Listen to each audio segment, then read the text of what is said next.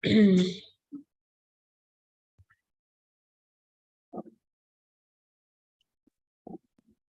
بالله من الشيطان الرجيم. بسم الله الرحمن الرحيم. ولا حول ولا قوة إلا بالله العلي العظيم. لا إله إلا أنت سبحانك إني كنت من الظالمين. ربنا آتنا من لدنك رحمة وهيئ لنا من أمرنا رشدا. اللهم لا تزغ قلوبنا بعد إذ هديتنا وهب لنا من لدنك رحمة إنك أنت الوهاب. اللهم صل وسلم على سيدنا محمد. Assalamu alaikum everyone. Thank you for coming. I'm glad we're meeting. Alhamdulillah. Today we're continuing the discussion on the 16th word. I like to remember the verse that we are talking about.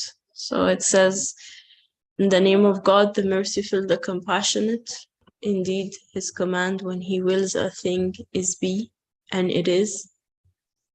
So glory be unto him, in whose hand is the dominion of all things, and to him will you all be brought back. So this word is basically the author's understanding of this verse and the different meanings he found. So we finished the first ray the last time. But I did end last discussion saying if any questions came up regarding this ray or reflections, it's okay to share it this time. So just let me know. I will go ahead and jump into the second ray, which is found on page 212.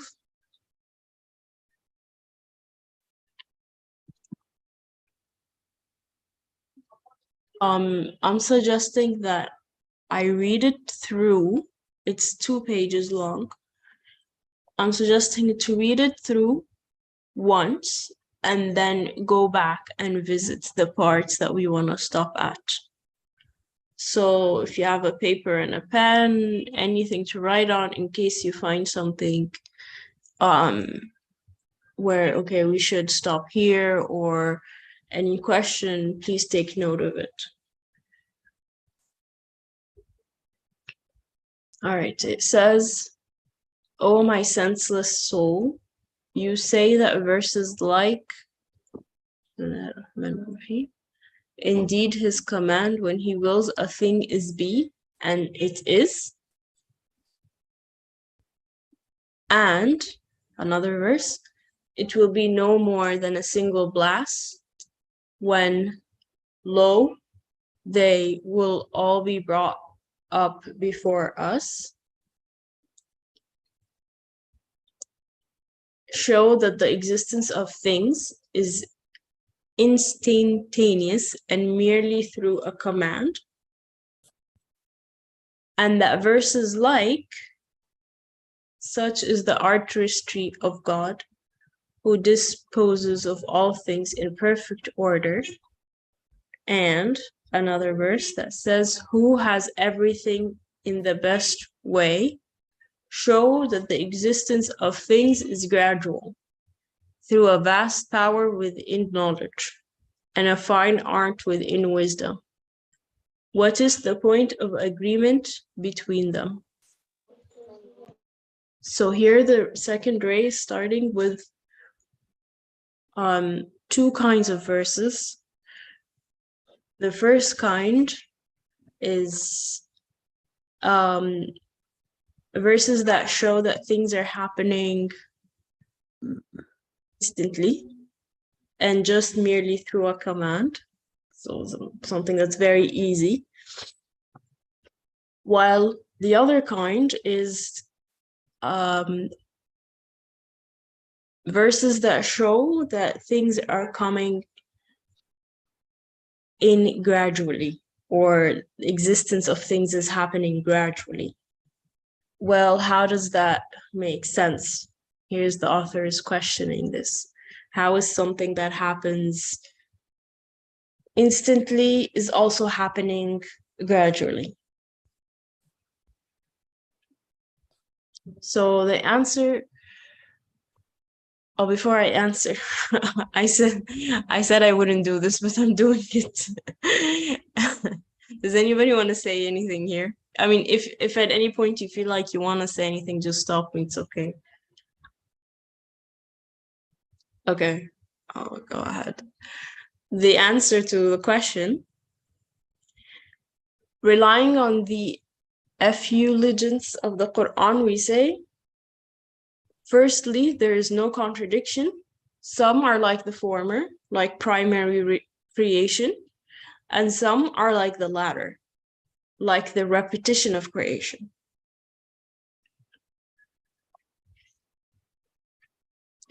Secondly,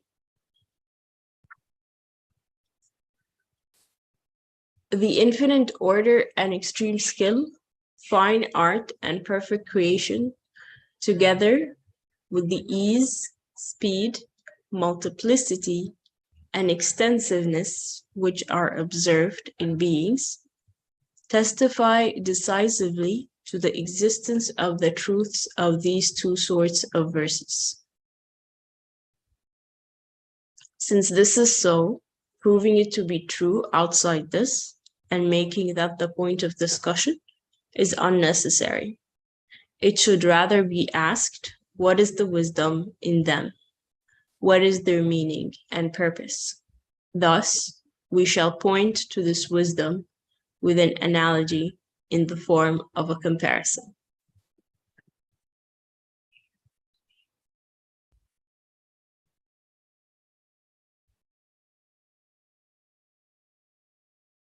For example, a craftsman like a tailor creates something artistic with much difficulty and employing many skills and makes a model for it.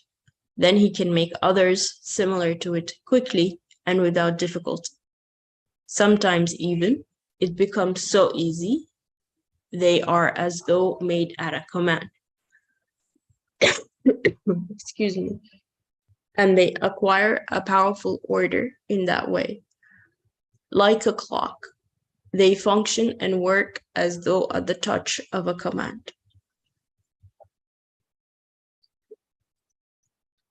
In just the same way, after making this palace of the world and all of its contents, originally, the all-wise maker and all-knowing inscriber gave everything, particular and universal, the whole and the parts, a specified measure and proportion through an ordering of the divine determining, like a model. So look, making every century a model, the pre-eternal inscriber clothes them with bejeweled new worlds through the miracles of his power, and making every year a scale. He skillfully fashioned universes through the wonders of his mercy according to their stature. And making every day a line, he writes the decorated, constantly renewed beings in them through the subtleties of his wisdom. Furthermore, just as that absolutely powerful one makes each century, each year, and each day a model, so he makes the face of the earth and the mountains and plains, gardens and orchards, and trees, each a model. He continuously sets up new universes on the earth and creates new worlds. He removes one world and replaces it with another, well-ordered world. Season after season, he displays the miracles of his power and gifts of his mercy in all the gardens and orchards. He writes them all as wisdom displaying books, establishes them as kitchens of his mercy, and clothes them in ever-renewed garments full of art. Every spring he arrays all trees in raiments of brocade, and adorns them with fresh jewels like pearls. He fills their hands with star-like gifts of his mercy.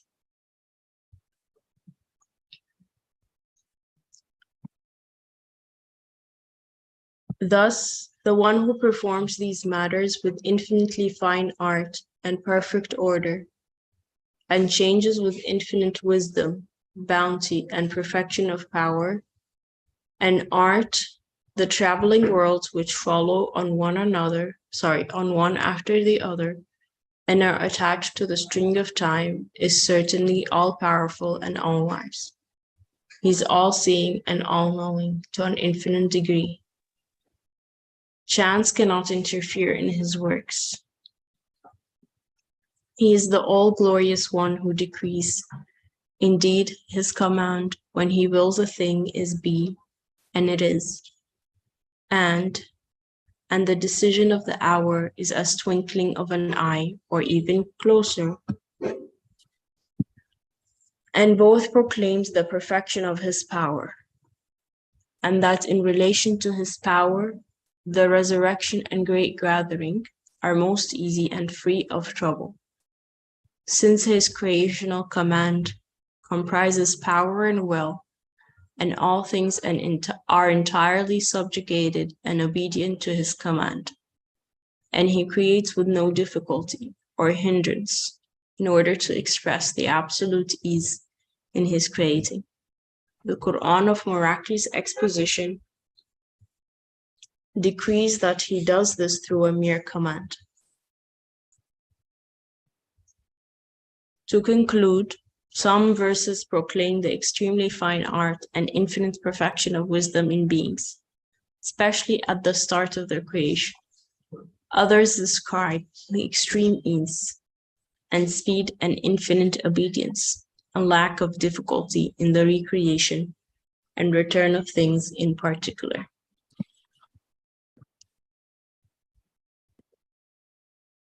Okay, that was the end of the second ray. Now let's go back and study it. So basically, the question here is to, as he presented the two kinds of verses, how are they not contradicting each other?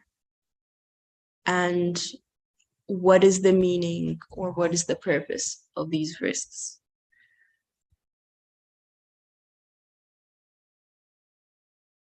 What I really like is that the author gives himself a space, or I don't know if that's the right word, but gives himself the space or the freedom to look at the verses and, see them see them superficially and try to and question the relationship between the verses.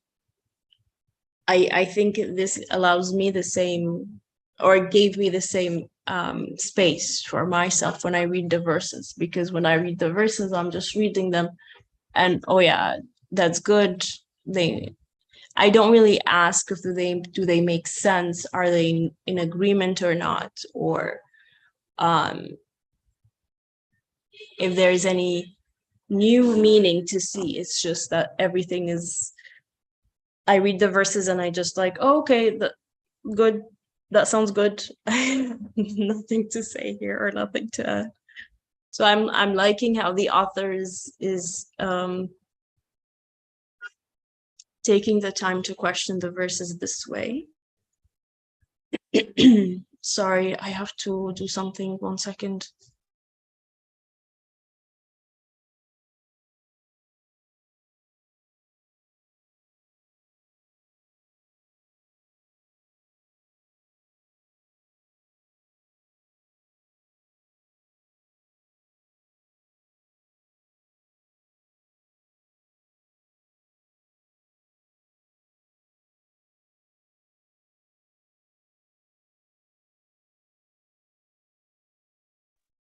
Sorry, I'm back.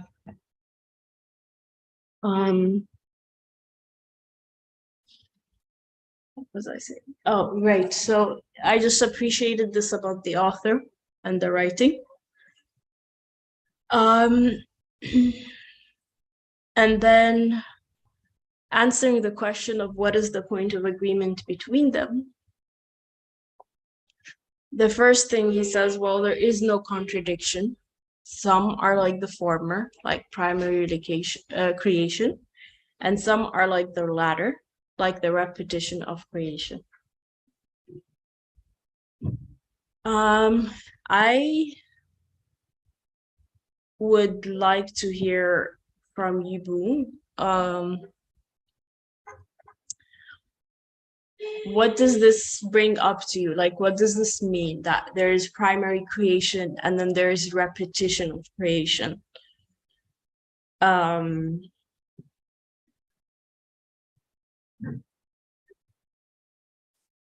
Because when I read the word repetition, in the word repetition, I see something dead happening, not something conscious happening. And I'm sure that that's not. Assalamualaikum. Go ahead.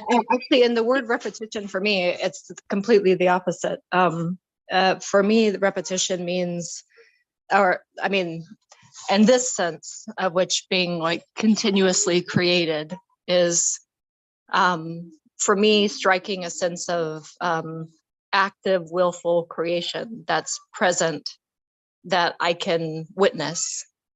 And I'm asking myself, why is it important that this is something for me to witness versus having just being able to witness that something must have been created a long time ago and I'm still seeing that unfolding in front of me.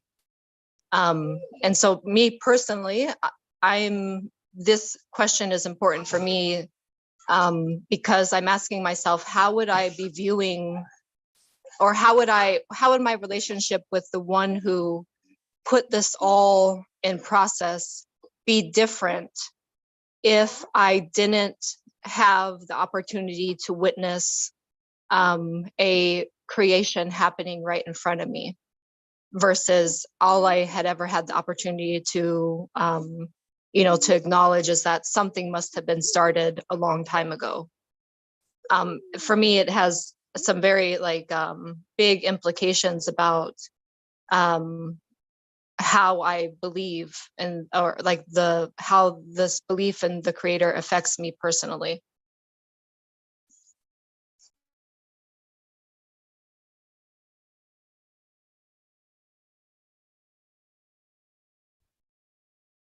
Thank you.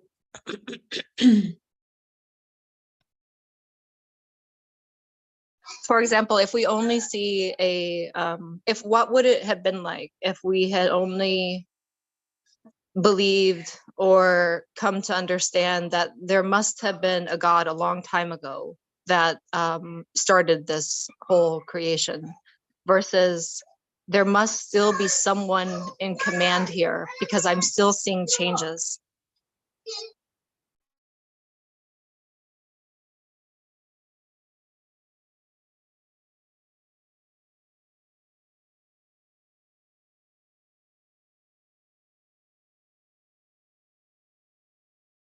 Thank you again. Thanks. I think another comment is saying, I think of repetition as repeating the act of creation, the act of bringing things into existence, which is constant. However, this repetition brings a new type of creation at each moment.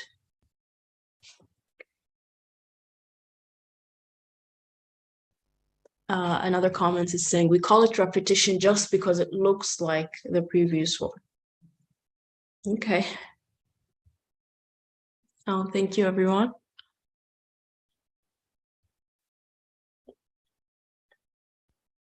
Okay. Does anybody want? Brother Ali has his hand up. No way, I didn't see it. Thank you. Oh. Brother Ali, go ahead. I'm sorry. Thank you, thank you. Now, exactly as Arona said in the chat box, that the repetition of creation is not exactly the same, but the act of creation, in fact, I did the same. I wrote the same thing on my book, saying that the repetition of act of creation, the act of creation continues. That is the translation problem, and in its original text, it is clear. Now, let's solve the problem from the root. We have to understand first of all, the principles of reading the Quran. When the Quran speaks, or God speaks in the language of the Quran, of course, he speaks to human beings in order to guide their understanding. So if the Creator is speaking to me, he must speak to me within my own capacity so that I will understand. Of course, it is the beauty of the Quran that it doesn't hide. From one aspect, everything is perfectly, deliberately arranged and created, perfectly made it perfect. The special attention is paid. From one aspect, it looks like this. From another aspect, continuously the repetition of the act of creation, continuously bringing into to the attention of human beings that now the Creator is not such that you can imagine. It is something beyond the human capacity to imagine within the universe. So Quran speaks any subject, actually not only pertaining or limited to this kind of subject, creation kind of subject. Quran presents any subject which is related to God. The Quran speaks from human perspective as you see it in this way. But you have to understand, you have to realize that I am the one who is performing this act of creation, and by definition, I am not limited. I am infinite. I am absolute. So you have to reconcile between the source of existence as being an absolute one and your observation as a limited one. So not only this interesting comparison between how everything is perfectly arranged, but at the same time instantly coming into existence in a new form. In the following second page, we see that new universes are created. Oh, that's very interesting. New universes, plural. Not only things themselves are new, all their together, all of them are together, consists of new universes at every moment. That is not surprising that some people nowadays had to say that there is no one universe at all. There are, but they use it for the wrong purpose, of course. Those people who are in the subject are aware of it. But within the universe is, the existence of the whole universe is subject to continuously renewed way of creation, demonstrating continuously renewed way of creation. Every single part is also renewed within itself, in its existence. The totality of the universe is also completely anew constructed.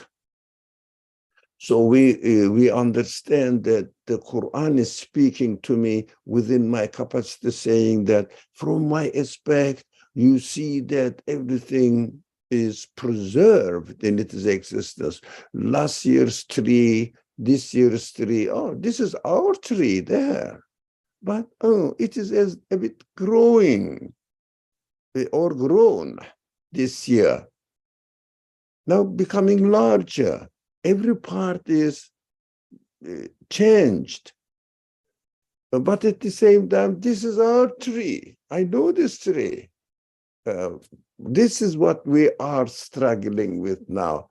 And I also appreciate the clear statement of the Quran, not hesitating, two aspects, presenting at the same time, two aspects of the creation from human perspective at the same time, and not hiding the reality and saying it clearly. But at the same time, I also appreciate the author bringing this apparent contradiction that the Quran presents the creation as if it is preserved, everything is preserved, but at the same time, everything is renewed. That's what we see. This is our tree here, last year's tree, a little bit grown up, that's it. That's what we see. Even we human beings can see that the tree is growing. I mean, depending on how conscious we are, Quran draws our attention saying that, no, tree is not growing, although it seems to be, but if you really analyze it, at every moment, tree is given another existence.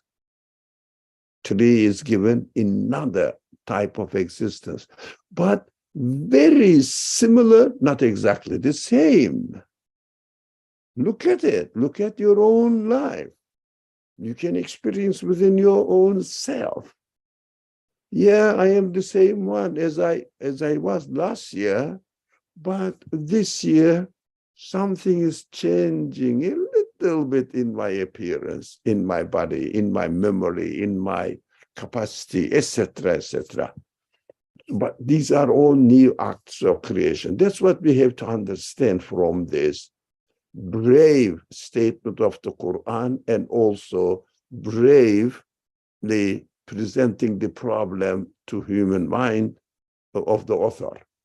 So author says brave, that we're not really covering up, saying that everything is created by God. Of course, they cannot come into existence. This is just a generalization of the creation. But when we see that the things are changing, we may fall into the very grave mistake, which is, the things are growing themselves.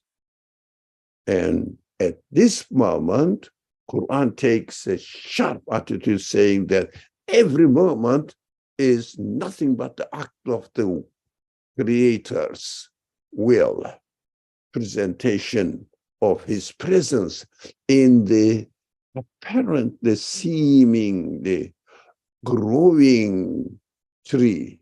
No. Acts of creation is continuously changing.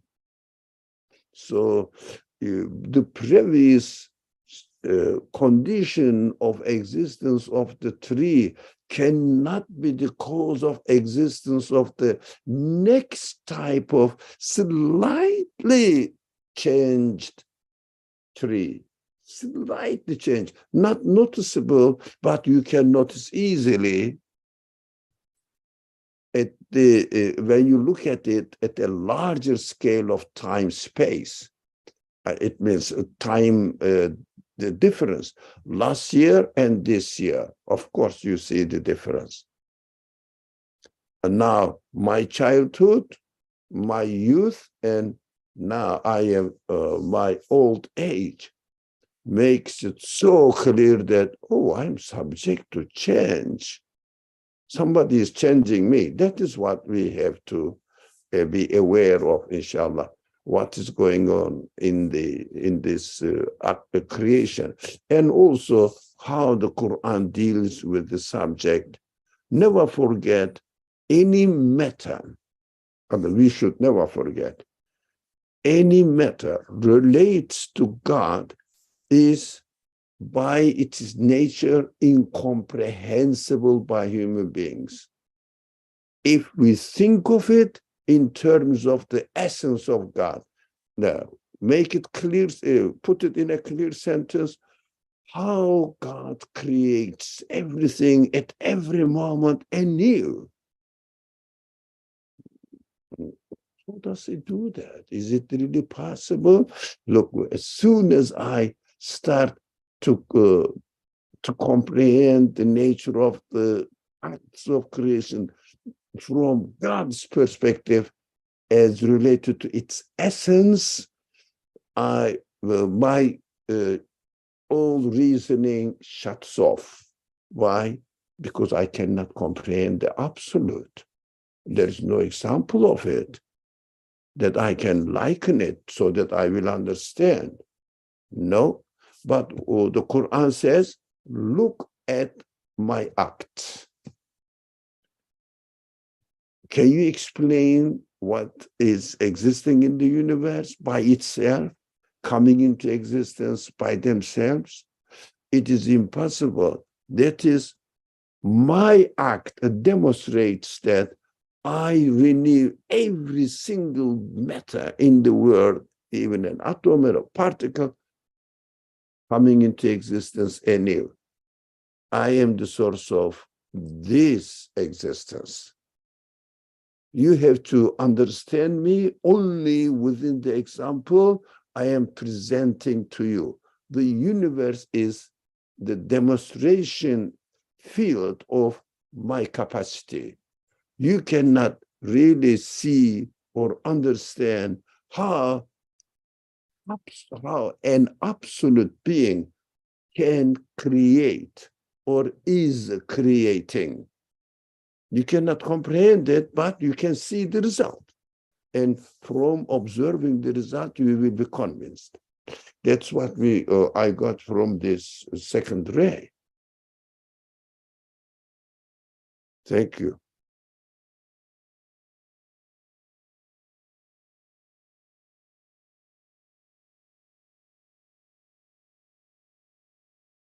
Thank you.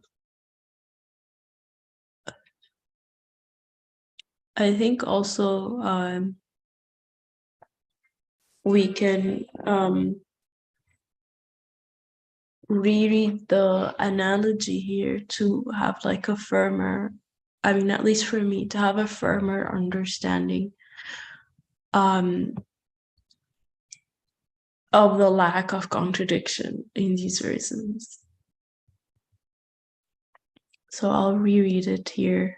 It's saying, for example, a craftsman like a tailor creates something artistic with much difficulty and employing many skills, and makes a model for it. Then he can make others similar to it quickly and without difficulty. Sometimes even it becomes so easy, they are as though made at a command, and they acquire a powerful order in that way. Like a clock, they function and work as though at the touch of a command.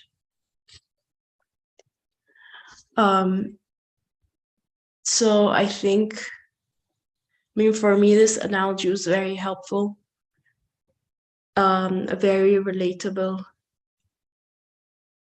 and it makes sense how these verses are not contradicting anymore. So if we treat every act of creation as both something that's happening instantly and gradually, then it's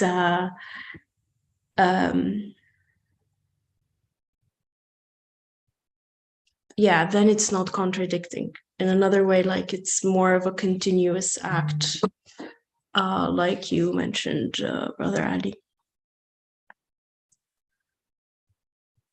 Yeah. Anything to say about the analogy or about how these verses complement each other before we go into the meaning, or how these verses teach us about the Creator? And if someone's raising his hand, or no? Okay. No, I think this example is just to make it easy for my human understanding that, look, if someone becomes able or develops, improves his skill, he does the same action even within a smaller or a shorter time scale. The first time he does it in 1 hour, for example, a job, and then as he develops his skill, it becomes 5 minutes and then 1 minute. It doesn't mean that God is developing his skill of creation and at the end he becomes so expert. No, no, no. It is just making it easy for understanding that depending on the capacity of the person or craftsman, as the example mentions here, if the craft, now I think this paragraph is hinting that if the craftsman has an absolute power, can you imagine how quick it will be? No time. So we will study in the following paragraphs that the string of time the author will repeat, which is very, very interesting. Why? Later on, the experts develop some theories looks like this, but author said it in 1930. String of time. What does it mean? Attached to the string of time. Now, if you like, we can talk this matter when we study. If the moderator sees that this is okay, then we can go to this kind of paragraph saying that new universes, for example, as I was listening to the moderator, I took my notes, new universes, attached to the string of the time, creational command, his creational command. These are the key concepts of this second ray that we are reading today, when studying today.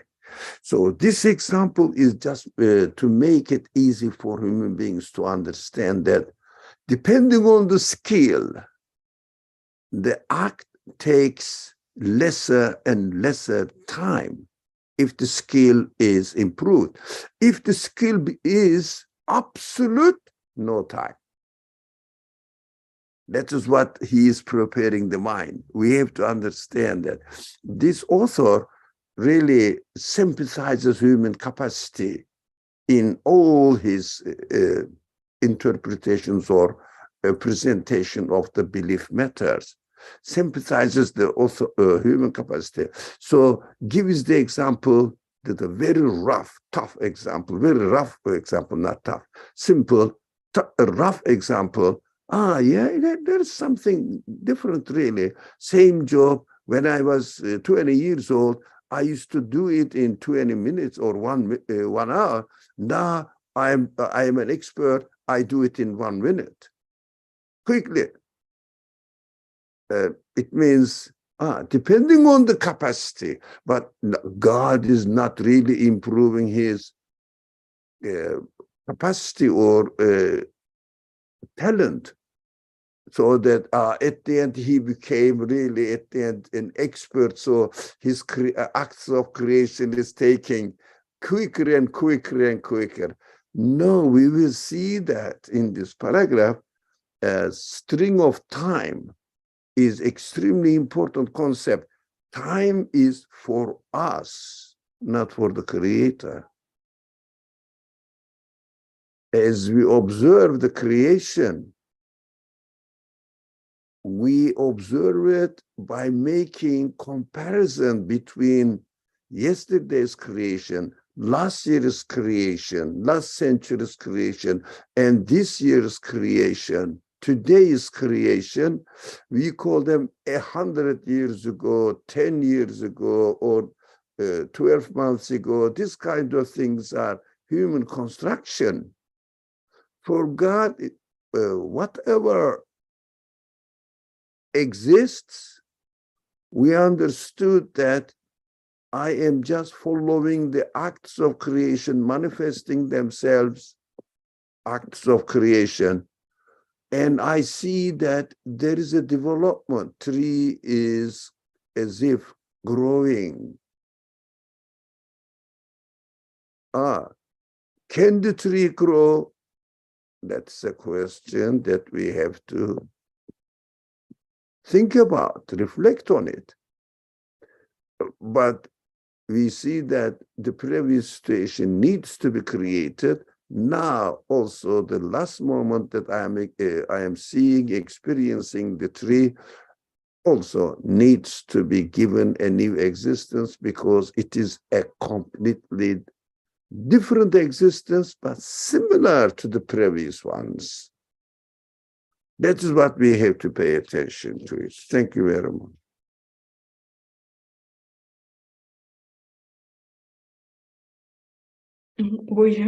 Thank you very much.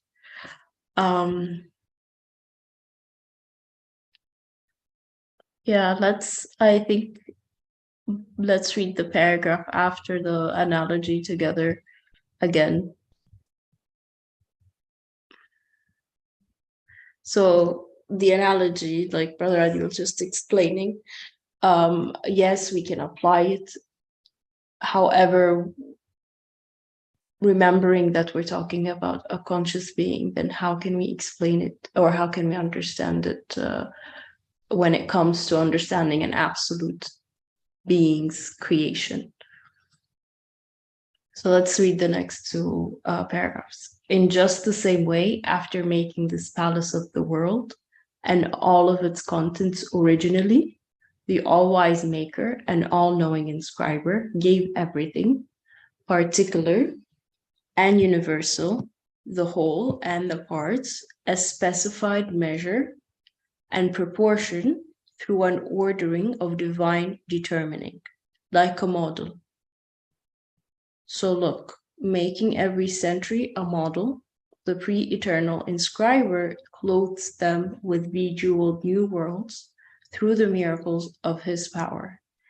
And making every year a scale, he skillfully fashioned new universes through the wonders of his mercy according to their stature.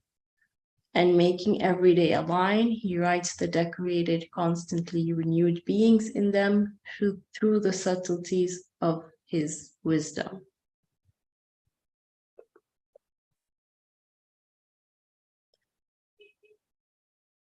I really like the sentence here of where he talks about giving everything universal, particular, whole, parts, through an ordering of divine determining. Like, it made me picture as if everything is given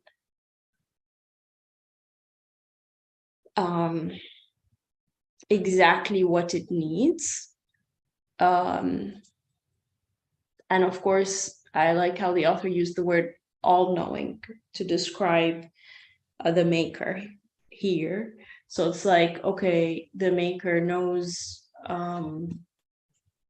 or okay, this thing coming into creation needed a lot of things, of course, and then the creator of it because the creator of it is all knowing of this thing coming into existence and everything related to it coming into existence and everything that will come before or after it into existence, it gave it exactly what it needs. That's what I saw in the word divine determining here particularly. Simply divine determining, I thought that we can understand according to the will, free choice of the one who brings the things into existence. The acts of creation takes place according to the will of the creator. But very simple, when it comes to human actions, human choices, yeah, his will decided that human beings will choose and I will give existence as long as their choice fits the order of the universe that I am creating. If they obey my order, I will create them. If they obey my order while they are choosing, for example, if I choose to bring the sun down on earth, it is not created because it is not within the order. Order is the will of the creator, manifestation of the will of the creator. In religious terminology, it is very simple. It is put in a divine determining. There is no need to confuse. That is divine determining. God willed me to exist with this capacity, and he willed me to have my free will. And I will choose free will by obeying the options given to me within the order of the universe. Order of the universe seems to be the same, doesn't change, although what is in it is continuously changing. But the order is not changing. That's the miraculous way of creation, demonstrating the infinite power of the creator. Doesn't change the order, but everything within it changes. Who can do that? Nobody else. Only the absolute being can do this. So as long as I obey the order, it means I am obeying the will of the creator. Very simple. When I obey the will of the creator, he promises me that he will create the result. That's so simple. People keep talking about confusing between the will, divine determining, and human free will. How can you reconcile it? It's a ridiculous discussion because they don't understand that the sort of existence must be an absolute being. If someone doesn't bring this aspect of the reality, then he cannot solve his problem. Impossible to solve it. That's why those people who don't believe in God never, ever will solve. Has solved so far, they are not able to solve. It is impossible to be solved just because they don't accept the creator. They want to solve the problem within the universe as the creator doesn't exist and the universe existing by itself. And it is set on emotion working by itself. There's no problem for a person who realizes that the universe needs an absolute order, absolute creator, source of existence.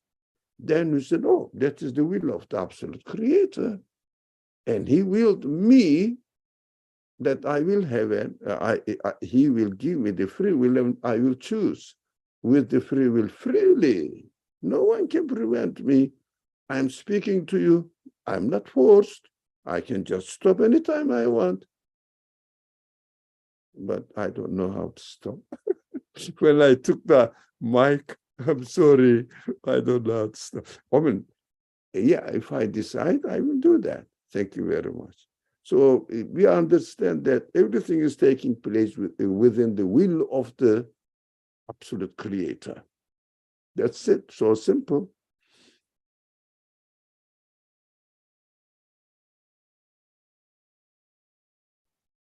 Thank you. All right.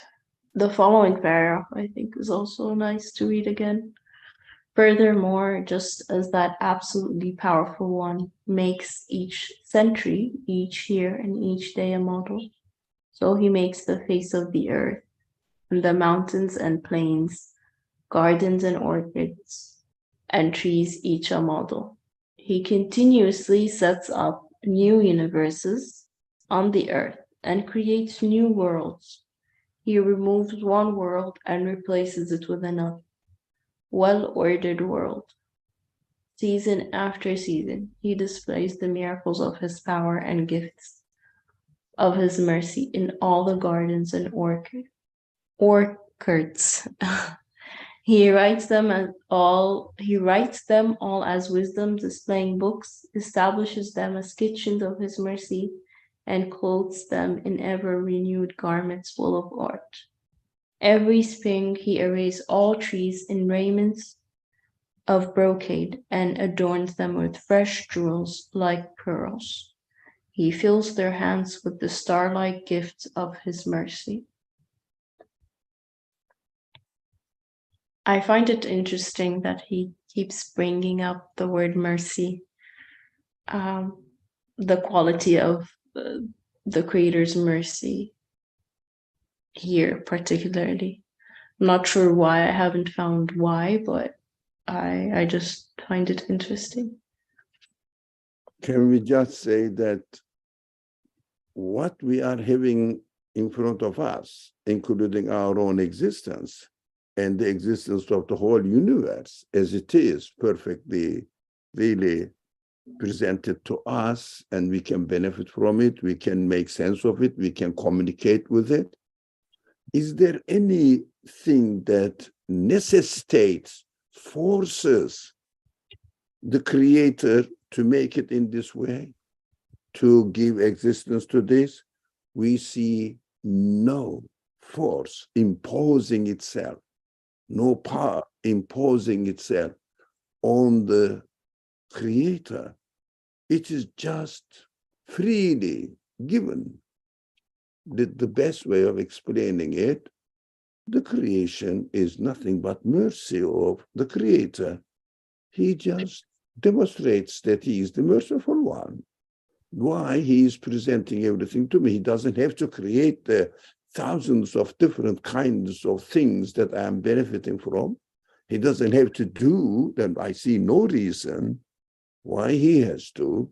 But if he creates me in need of it, I expect from his mercy that he will provide what my existence needs. Only he has done it generously. We cannot pay back at all. It is just generous creation. You can call it in no way other than this is just the mercy of the Creator. We have to be thankful and benefit from it, enjoy it. We are the guest, he is the host, serving us perfectly. Some people say that we have to serve God. That is ridiculous to me. God is serving me. I cannot do anything for him. He doesn't need my service. So why is absolute? Don't you see the universe? So God is serving me. I am here according to my human capacity. If I am honest within myself, I have to appreciate it.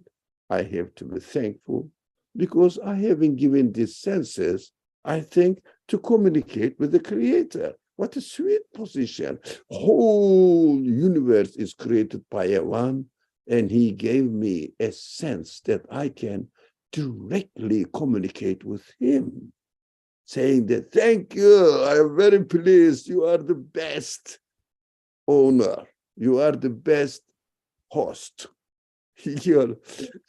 Somebody told me this, something, it is really interesting. So I was using something, let's not name it now. Let's say the car, okay? I am using the car. He thought that I rented the car. because I'm a poor guy, I cannot really own it. He took it, my friend. Okay, nothing wrong with it. It's very humanly possible. So I am renting the car.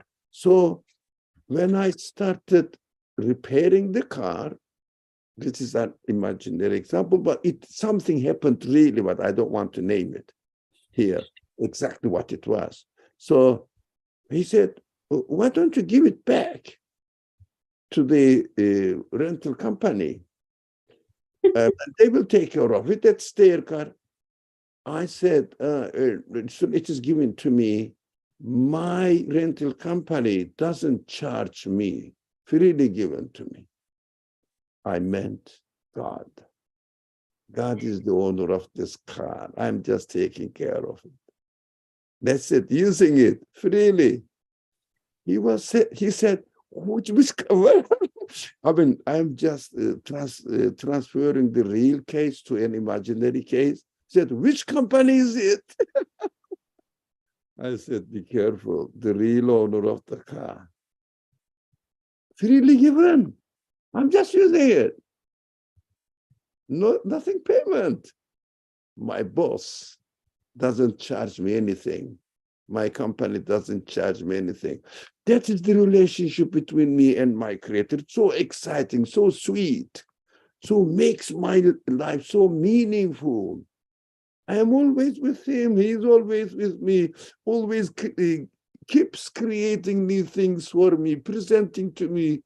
Just I should be thankful, using the sense he has given to me. I am not being thankful. He is this thankful one. He is the Rahim one. So why? Hamid means also somebody thanks or praises. Also, at the same time, the same word means in Arabic, somebody is praised automatically. While I am praising him, in fact, I am using the capacity of praising, appreciating the value of the creations or giving opportunities to me. He is the one who gave this capacity to me, as if he is praising himself through me, as if. So I have to use my free will not to block it. That's my duty. My sense of praising is automatically wants to praise the creator. But I have the free will, as we see in some cases of human beings, they block the sense to function in this way, and they don't praise God. They say this is naturally happening. Nothing is different. Nothing is really surprising. Nothing is really extraordinary. Everything is just happening by itself ordinarily. They block the sense. Of course, they have to face the result of their, if you like, being ungrateful. So they will suffer from it. And they are suffering now even because of the meaningless life. Sorry. Thank you, Brother Ali. I very much enjoyed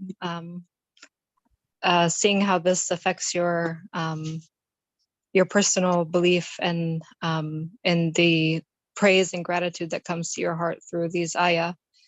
I wanted to say that these two ayah that we've studied today, they have showed me, they've really demonstrated to me that my needs are being fulfilled, because I noticed in myself both the desire and love for having someone who has planned out everything in my life, and who's also has never left that plan, has stayed and is still managing and still taking care of this this experience every moment along the way.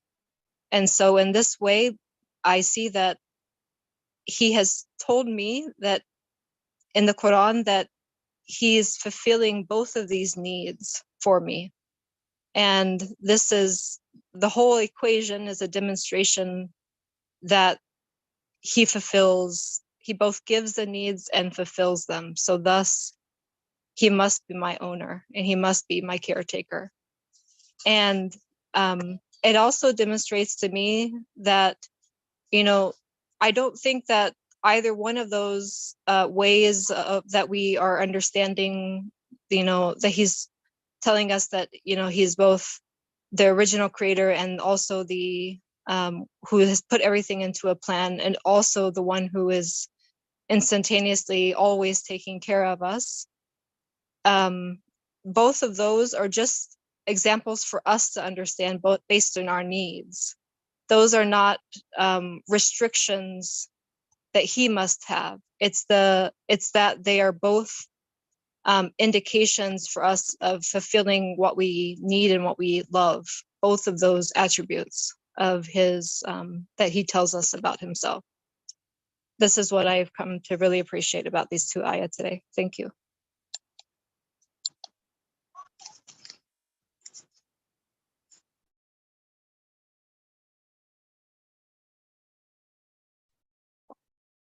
Thank you very much.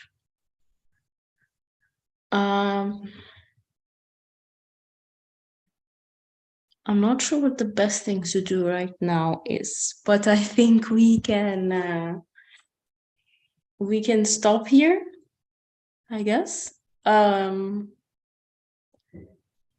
Yeah, it's already 5 minutes. Maybe since we covered the second, almost covered the second ray, we can read the conclusion which summarizes all the subject, and inshallah we can start next week from the third ray. Okay, thank you. I was looking for what to do. It didn't feel right to just end it here. Okay, thanks. So so let's conclude what we've read today. Thank you everyone for your reflections on the verses. Some verses proclaim the extremely fine art and infinite perfection of wisdom in beings, especially at the start of their creation. Others describe the extreme ease and speed and infinite obedience and lack of difficulty in the recreation and return of things in particular.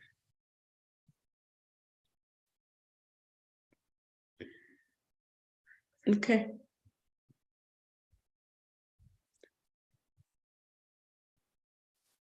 So that's the conclusion. Again, restating what the verses are saying. Yeah, we'll stop here. All right. اللهم لا علم لنا إلا ما علمتنا إنك أنت العليم الحكيم وآخر دعوانا الحمد